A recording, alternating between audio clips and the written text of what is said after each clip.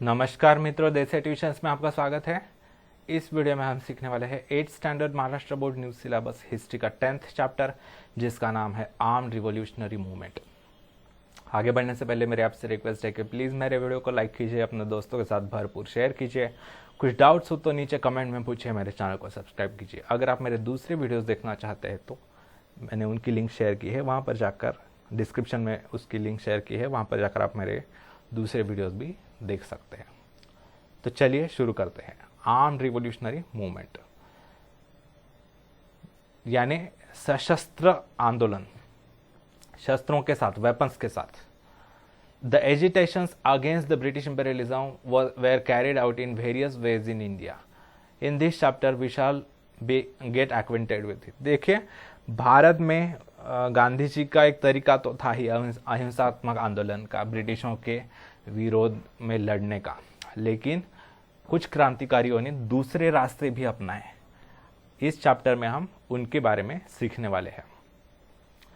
We have studied the uprisings before 1857 against the British and freedom movement of 1857. हमने 1857 का स्वतंत्र संग्राम के बारे में सीखा है, और बाद में 1857 के बाद जो हुआ वो भी हमने सीखा है।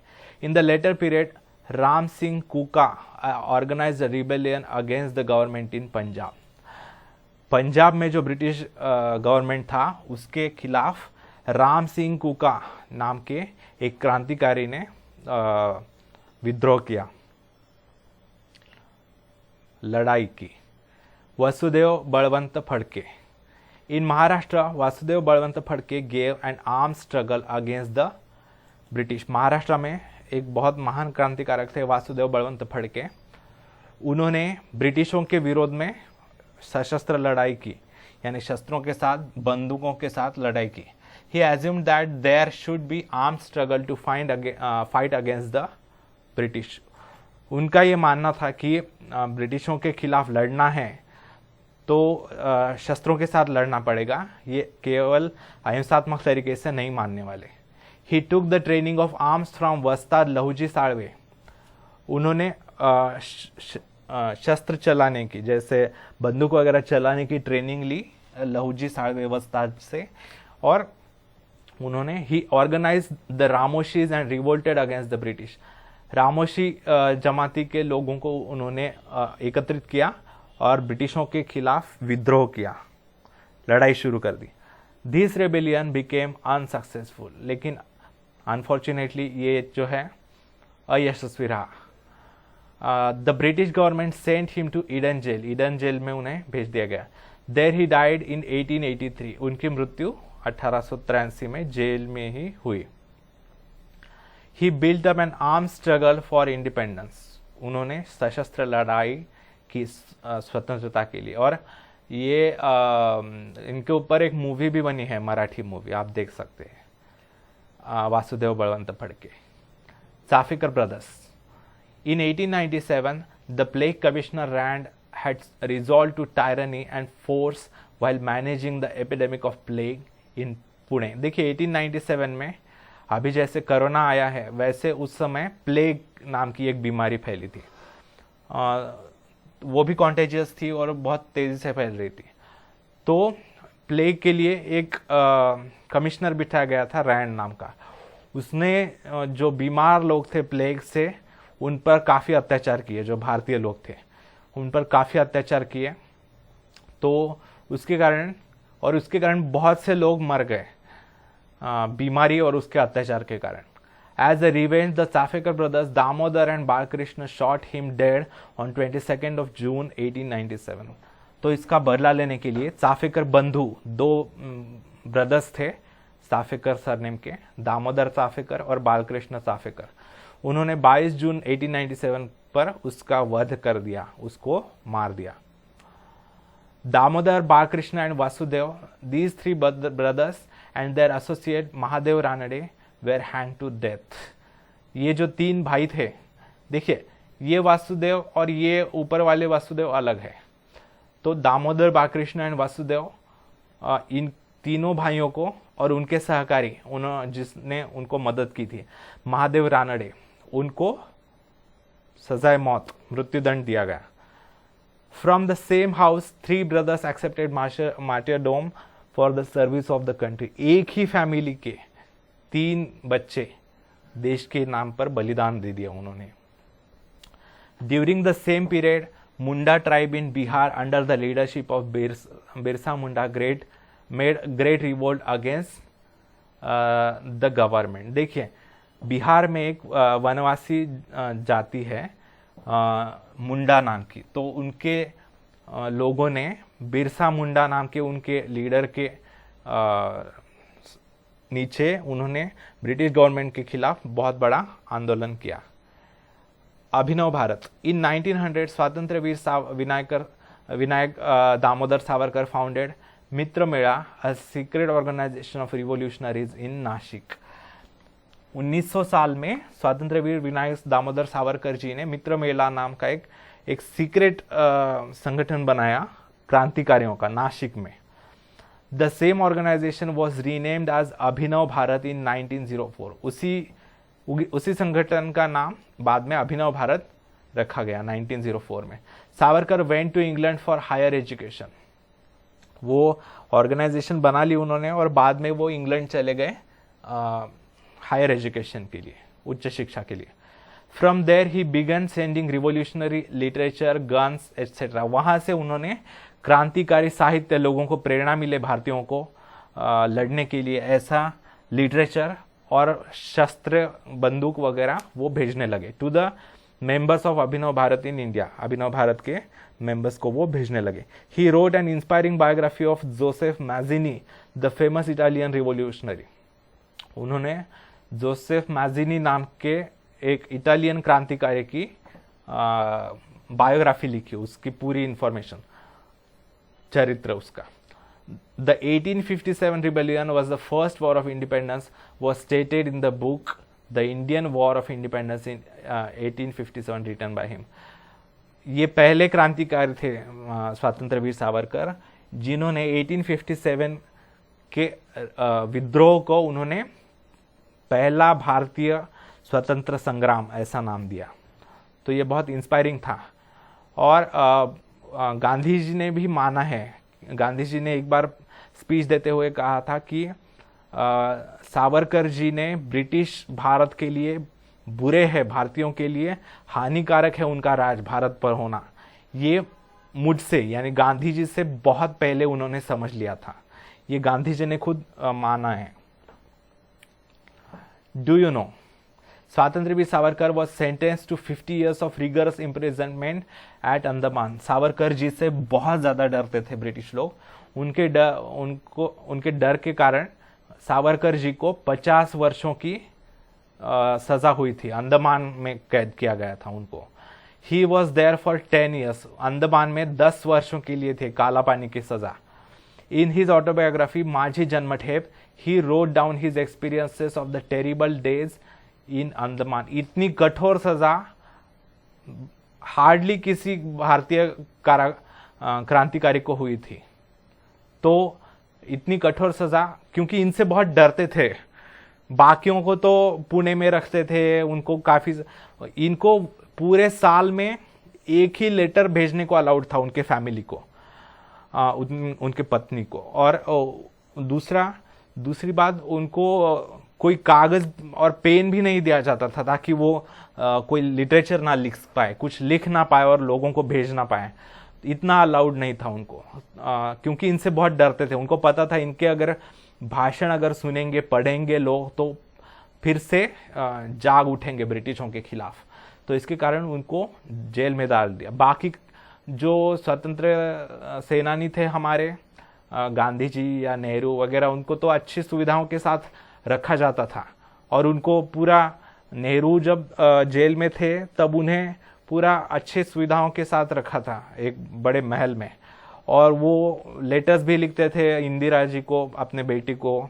बहुत उनका कलेक्शन है लेटर्स का, लेटर्स टू इंदिरा करके, जो जेल में से लिखे थे उन्होंने। लेकिन सावरकर जी को बिल्कुल अलाउड नहीं था, एक लेटर भी लिखना अलाउड नहीं था, ना कुछ भी लिखना अलाउड नहीं था। वो दीवार पर लिखकर, जेल के दीवार पर लिखते थे जो भी उनको लिखना होता था, तो इतना डरते थे ब्रिटिश उनसे।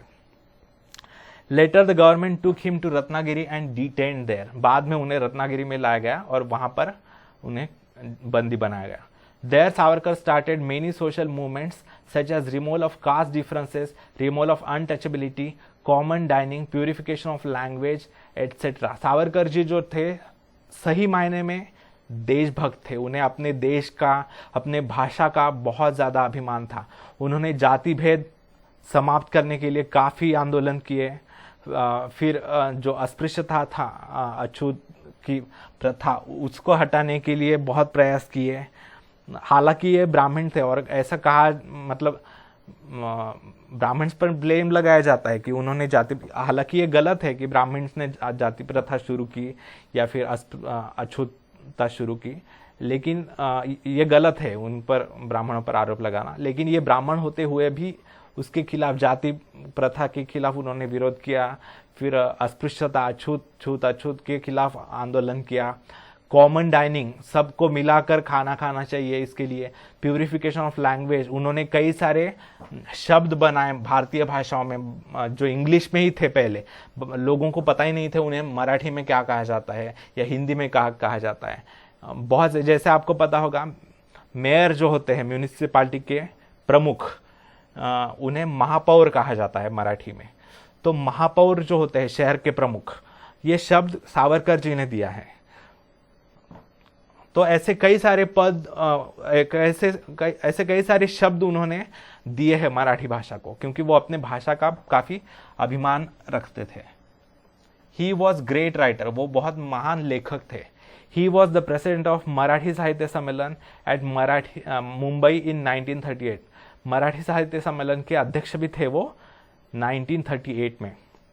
The government came to know about the activities of Abhinav Bharat, उनकी जो संस्था थी अभिनव भारत, उसके बारे में ब्रिटिश गवर्नमेंट को पता चला। Therefore the government arrested Babarao Savarkar. Babarao Savarkar जो उनके रिलेटिव थे सावरकर जी के, उनको भी अरेस्ट किया गया। He was sentence to life imprisonment, पूरे जिंदगी भर उनको जेल में रखने की सजा दी गई।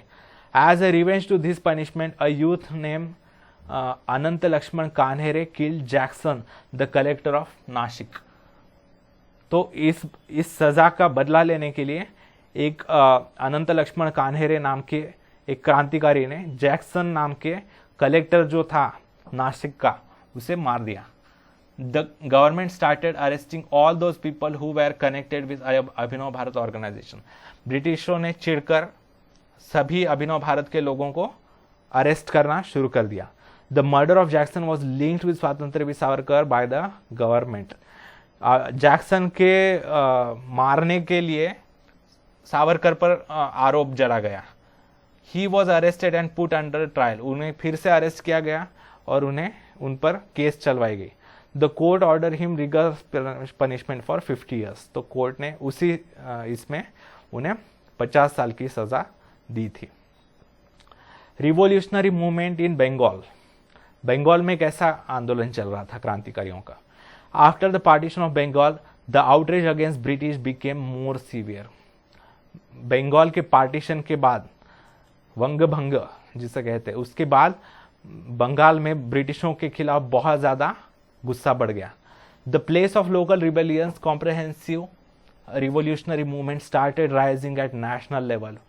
बंगाल से जो क्रांतिकारी थे और पूरे देश भर में वो क्रांतिकारी काम करने लगे। In various parts of the country, the youth inspired by revolutionary thoughts started establishing their secret organizations. पूरे देश भर में जो यंग लोग थे, युवा लोग जो थे, वो क्रांतिकारी विचारों से प्रेरित होकर अलग अलग सीक्रेट संस्थाएं बनाने लगे ब्रिटिशों के खिलाफ लड़ने के लिए। To keep control over British officers, to loosen the government machinery, to wipe out fear in the minds of Indians regarding the British government, overthrowing the British rule were some of its main objectives. British officer जो collector वगैरह होते थे, police officers वगैरह, वो बहुत अत्याचार करते थे, किसी के ऊपर भी गोलीबारी कर देते थे, किसी को भी मार देते थे भारतीयों को। तो उनको कंट्रोल में रखने के लिए गवर्नमेंट का, ब्रिटिश गवर्नमेंट का जो कब्जा है उसे लूज करने के लिए और भारतीयों के बीच में ब्रिटिशों का जो डर है उसे हटाने के लिए और ब्रिटिशों का राज पूरा उठाकर फेंक देने के लिए उनके कुछ उद्देश्य थे क्रांतिकारियों के। इन बंगाल अ रिवोल्यूशनरी ऑर्गेनाइजेशन कॉल्ड अनुशीलन समिति वॉज एक्टिव। बंगाल में ऐसी ही क्रांतिकारी संस्था थी जिसका नाम था अनुशीलन समिति। The Anushilan Samiti had more than 500 branches. उसके 500 से ज्यादा शाखाएं थी, ब्रांचेस थे अलग अलग जगह पर, वो एक्टिव थे। Barindra Kumar Ghosh, brother of Aurobindo Ghosh, was the chief of this organisation. Aurobindo Ghosh बहुत बड़े विद्वान थे हिंदू सनातन धर्म के, तो उन्हीं के भाई थे बरिंद्र कुमार घोष, तो उन्होंने, वो उसके प्रमुख थे अनुशीलन समिति के। This organisation received council and guidance from Aurobindo Ghosh. Aurobindo Ghosh ji जो थे वो उनका गाइड करते थे, उनका मार्गदर्शन करते थे। The Anushilan Samiti had a bomb manufacturing centre at Maniktala near Kolkata. Maniktala के पास, कोलकाता के पास अनुशीलन समिति का बॉम्ब बनाने का एक सेंटर था ताकि वो सरकार को डरा सके, ब्रिटिश सरकार को। In 1908, Khudiram Bose and Prafulla Chaki, members of Anushilhan Samiti, planned to kill a judge named Kingsford. Kingsford नाम के एक जज को, ब्रिटिश जज को मारने के लिए 1908 में दो क्रांतिकारियों ने, खुदीराम बोस और प्रफुल्ल चाकी, इन्होंने अनुशीलन समिति में प्लान किया इस जज को मारने के लिए। But the vehicle on which they through the bomb was not the one carrying Kingsford. लेकिन उन्होंने जिस गाड़ी पर बॉम्ब फेंका ये समझ कर कि उसमें किंग्सफोर्ड जा रहा है, लेकिन उसमें किंग्सफोर्ड था ही नहीं। 2 English women where killed in this attack. तो उस गाड़ी में जो 2 महिलाएं थी, ब्रिटिश महिलाएं, उनकी मृत्यु हो गई। Prafulla Chaki shot himself with a bullet so that he will not fall in the hands of British. Prafulla Chaki ने खुद को गोली मार ली ताकि वो ब्रिटिश के कब्जे में ना आए, उन्होंने खुद को मार दिया। Khudiram Bose was caught by the police. Khudiram Bose ji को पुलिस ने पकड़ लिया, ब्रिटिश ने। During the investigation the police got information about the working of Anushilan Samiti. तो इस उनके साथ इन्वेस्टिगेशन, पूरा चौकसी तहकीकात करते समय पुलिस को पता चला अनुशीलन समिति के बारे में। They started arresting the members of this organisation. Police ने ब्रिटिश जो लोग थे अनुशीलन समिति के मेंबर्स को अरेस्ट करना शुरू कर दिया। Aurobindo Ghosh was also arrested. Aurobindo Ghosh ji को भी उनको अरेस्ट किया गया। But the government was unsuccessful in linking him to the manufacturing of bombs and hence court set him free. लेकिन ब्रिटिश गवर्नमेंट जो था उन ये साबित नहीं कर पाया, उन पर जो आरोप लगाया था कि उन्होंने बॉम्ब बनाया वगैरह, तो वो निर्दोष, उनकी छूट हो गई। Other members were sentence to long terms of imprisonment. Anushilan Samiti के बाकी मेंबर्स को बहुत लंबी लंबी सजाएं सुनाई गई। Ras Bihari Bose and Sachindra Nath Sanyal spread the network of revolutionary organisations outside Bengal. Ras Bihari Bose ये हमारे नेताजी सुभाष चंद्र बोस जी के रिलेटिव थे, और सचिंद्र नाथ सन्याल, उन्होंने जो क्रांतिकारी संस्थाएं थी, संगठन थे, उनका पूरा नेटवर्क, उनके ब्रांचेस बंगाल के भी बाहर फैलाए उन्होंने, ताकि पूरे भारत में आंदोलन फैलाया जा सके ब्रिटिशों के खिलाफ। The centres of revolutionary work were set up at Punjab, Delhi and Uttar Pradesh. उन्होंने क्रांतिकारी कार्यों के सेंटर्स पंजाब में, दिल्ली में, उत्तर प्रदेश वगैरह में उन्होंने बनाए। Ras Bihari Bose and his associate made a daring act of throwing bomb at the viceroy Lord Hardinge, but he got saved from the attack. उन्होंने लॉर्ड हार्डिंग, उस समय के जो वाइसरॉय थे, यानी ब्रिटिश गवर्नमेंट का सर्वोच्च पद वाइसरॉय होता है भारत में, तो उस पर बॉम्ब फेंका, लेकिन वो बच गया बदकिस्मती से। The revolutionary work was carried out in Madras province as well. Madras province यानी आज का तमिलनाडु, आंध्र प्रदेश वगैरह, वो रीजन, तो उसमें भी क्रांतिकारी कार्य चल रहा था। Vanchi Iyer, a revolutionary, killed a British officer named Ashe. Ashe नाम के ब्रिटिश ऑफिसर को वच्छी अयर जी ने मार डाला। Later he shot himself with a bullet and sacrificed his own life। बाद में उन्होंने खुद को गोली मारकर बलिदान दे दिया अपने प्राणों का, क्योंकि ये ब्रिटिशों के जेल में जाना भी अपमान समझते थे खुद को। India house, the revolutionary work in India received assistance from Indian revolutionaries staying abroad. जब भारतीय क्रांतिकारी, भारतीय लोग जो बाहरी देशों में रह रहे थे, उनको भी वो भी लोग सहायता कर रहे थे भारतीय क्रांतिकारियों को। India house in London was an important centre which provided for such kind of assistance. जो इंडिया हाउस नाम का एक संस्था थी लंदन में, वो भी एक महत्वपूर्ण सेंटर था जो भारतीयों को मदद करता था, क्रांतिकारियों को ब्रिटिशों के खिलाफ लड़ने के लिए। Pandit Shyamji Krishna Varma, an Indian patriot, had established India House. ये पंडित श्याम कृष्ण वर्मा जी ने इंडिया हाउस की स्थापना की थी लंदन में। Through this organisation Indian youths were given scholarships for higher education in England. इनके द्वारा, इनकी जो संस्था थी इंडिया हाउस, उसके द्वारा भारतीय विद्यार्थियों को जो बहुत होशियार थे, उनको ब्रिटेन में, इंग्लैंड में सीखने के लिए स्कॉलरशिप दी जाती थी ताकि उनका भी विकास हो सके। स्वतंत्र वीर सावरकर रिसीव्ड सच स्कॉलरशिप। सावरकर जी को भी ऐसी स्कॉलरशिप मिली थी इंडिया हाउस द्वारा, तो वो इतने ब्राइट थे, इतने होशियार, इंटेलिजेंट थे। Madam Cama raise the issue of India's independence at the world socialist conference held at Stuttgart है, स्टुटगार्ट नहीं है, स्टुटगार्ट इन जर्मनी।